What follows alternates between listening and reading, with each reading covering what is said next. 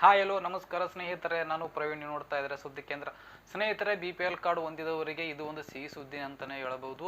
ಯಾಕೆಂದರೆ ಸುಮಾರು ದಿನಗಳಿಂದ BPL ಕಾರ್ಡ್ ಹೊಂದಿದಂಥ ಜನರ ಒಂದು ಬೇಡಿಕೆ ಆಗಿತ್ತು. ಅದನ್ನು ಸರ್ಕಾರವು ಅನ್ನಭಾಗ್ಯ ಯೋಜನೆಯಲ್ಲಿ ಈ ಬೇಡಿಕೆಯನ್ನು ಈಡೇರಿಸಲಿದ್ದಾರೆ. ಏನೆಲ್ಲ ಬೇಡಿಕೆಯನ್ನು ಏರಿಸಲಿದ್ದಾರೆ ಅಂತ ನಾನು ಇದ್ರ ಬಗ್ಗೆ ನಿಮಗೆ ಸಂಪೂರ್ಣವಾದ ಮಾಹಿತಿಯನ್ನು ತಿಳಿಸ್ಕೊಡ್ತೀನಿ. ಸ್ನೇಹಿತರೆ, ನೀವು ನನ್ನ ಚಾನಲನ್ನು ಸಬ್ಸ್ಕ್ರೈಬ್ ಆಗಿರೋ ಅಂದರೆ ದಯಮಾಡಿ ನನ್ನ ಚಾನಲನ್ನು ಸಬ್ಸ್ಕ್ರೈಬ್ ಆಗಿ, ಆಗ ನಾನು ಮಾಡುವ ಎಲ್ಲ ವಿಡಿಯೋಗಳ ನೋಟಿಫಿಕೇಶನ್ ಸಲುವಾಗಿ ಪಕ್ಕದಲ್ಲೇ ಕಾಣುವ ಬೆಲ್ ಬಟನನ್ನು ಪ್ರೆಸ್ ಮಾಡಿ. ಬನ್ನಿ ಫ್ರೆಂಡ್, ಅನ್ನಭಾಗ್ಯ ಯೋಜನೆಯಲ್ಲಿ ರಾಜ್ಯ ಸರ್ಕಾರದಿಂದ ಏನೆಲ್ಲ ಮತ್ತೆ ಸೌಲಭ್ಯಗಳನ್ನು ಕೊಡ್ತಾ ಇದ್ದಾರೆ ಮತ್ತು ಏನೆಲ್ಲ ಆಹಾರಗಳನ್ನು ನೀಡ್ತಾ ಇದ್ದಾರೆ ಅಂತ ನಾನು ಇದ್ರ ಬಗ್ಗೆ ಸಂಪೂರ್ಣವಾದ ಮಾಹಿತಿಯನ್ನು ತಿಳಿಸ್ಕೊಡ್ತೀನಿ ಫ್ರೆಂಡ್ಸ್.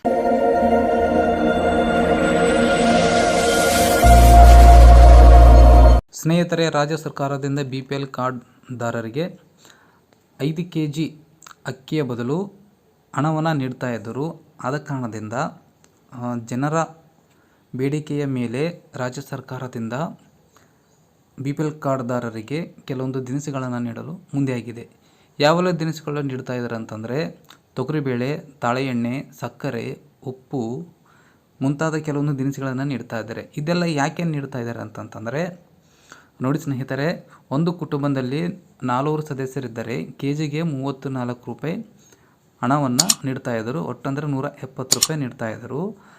ಎಲ್ಲ ಸೇರಿ 680 ರೂಪಾಯಿಯನ್ನು ಅವರ ಖಾತೆಗೆ ಹಾಕ್ತಾಯಿದ್ರು. ಈ ಹಣವನ್ನು ಏನು ಮಾಡ್ತಾರೆ ಅಂದರೆ, ಮನೆಯಲ್ಲಿದ್ದಂಥ ಸದಸ್ಯರು, ಗಂಡಾಗಲಿ ಮಗ ಆಗಲಿ ಯಾರೇ ಆಗಲಿ, ಆ ಹಣವನ್ನು ತೆಗೆದುಕೊಂಡು ಮನೆಗೆ ಯೂಸ್ ಮಾಡ್ತಾ ಇಲ್ಲ ಸರಿಯಾಗಿ. ಹಾಗಾಗಿ ಆ ಹಣದ ಬದಲು ದಿನಸಿಯನ್ನು ನೀಡಬೇಕಾಗಿ ಸರ್ಕಾರದಿಂದ ಮಹತ್ವದ ತೀರ್ಪನ್ನು ತೆಗೆದುಕೊಳ್ತಾ ಇದ್ದಾರೆ. ರಾಜ್ಯದ ತೊಗರಿ ಮಂಡಳಿ, ಸಕ್ಕರೆ ನಿರ್ದೇಶನಾಲಯ, ಕರ್ನಾಟಕ ಆಯಿಲ್ ಫೆಡರೇಷನ್ ಒಂದಿಗೆ ಆಹಾರ ಇಲಾಖೆ ಸಭೆ ನಡೆಸಿದ್ದು, ಟೆಂಡರ್ ಮೂಲಕ ಗುಜರಾತ್ನಿಂದ ಉಪ್ಪು ತರಿಸಿಕೊಳ್ಳಲು ಚಿಂತನೆ ನಡೆದಿದೆ.